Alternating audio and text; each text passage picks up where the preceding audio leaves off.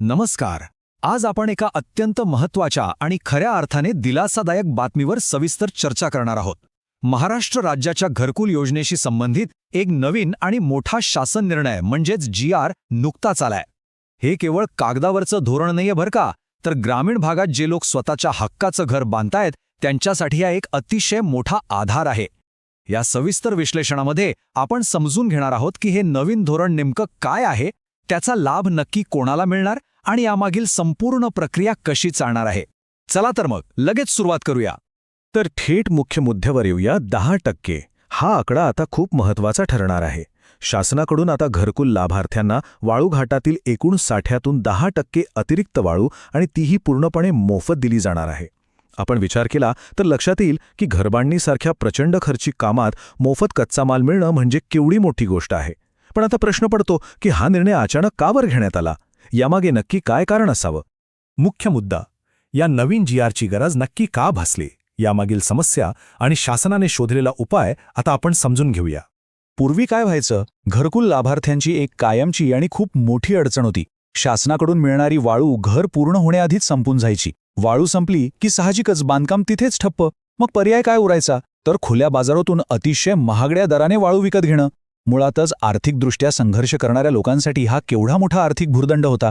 याच समस्येवर थेट उपाय म्हणून हा नवीन शासन निर्णय आणला गेलाय. शासनाने ही अडचण अतिशय गांभीर्याने घेतली आणि बांधकामातील ही तूट भरून काढण्यासाठी 10% अतिरिक्त वाळू मोफत देण्याचं निश्चित केलं. यामुळे पैशांची तर बचत होईलच, पण रखडलेली कामंसुद्धा मार्गी लागतील.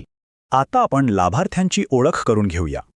या नवीन धोरणाचा नेमका फायदा कोणाकोणाला मिळणार आहे? या 10% अतिरिक्त मोफत वाळूच्या निर्णयाचा सर्वात जास्त फायदा 3 प्रमुख गटांना होणार आहेत. पहिले आहेत प्रधानमंत्री आवास योजना म्हणजेच PM आवास योजनेचे लाभार्थी. दुसरे आहेत मागास प्रवर्गातील लाभार्थी, ज्यांना स्वतःचं घर उभं करण्यासाठी या आधाराची अत्यंत आवश्यकता असते.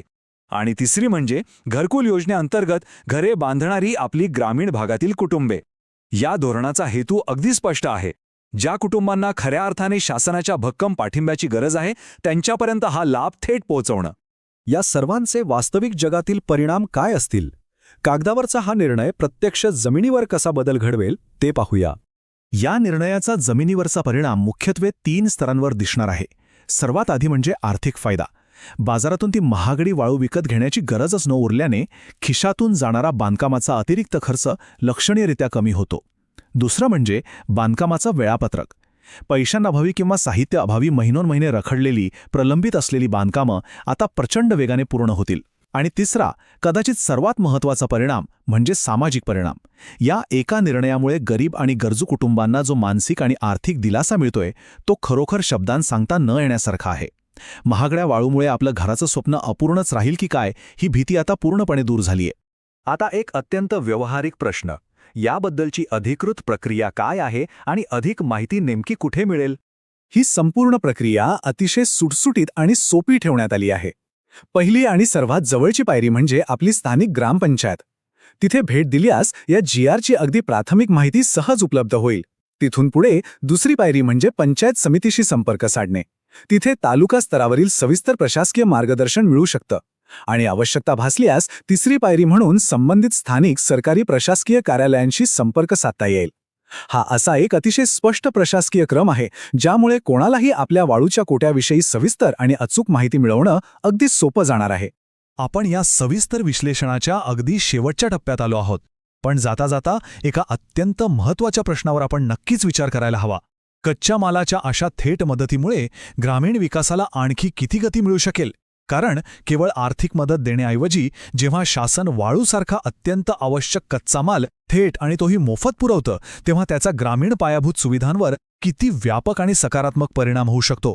अशा प्रकारच्या अचूक आणि थेट कल्याणकारी धोरणांमुळे संपूर्ण ग्रामीण विकासाचं चित्र कसं बदलू शकतं, हा नक्कीच एक सखोल विचार करण्यासारखा प्रश्न आहे. आजच्या या विशेष स्पष्टीकरणात्मक सत्रात सहभागी झाल्याबद्दल खूप खूप धन्यवाद. यातून नक्कीच उपयुक्त माहिती मिळाली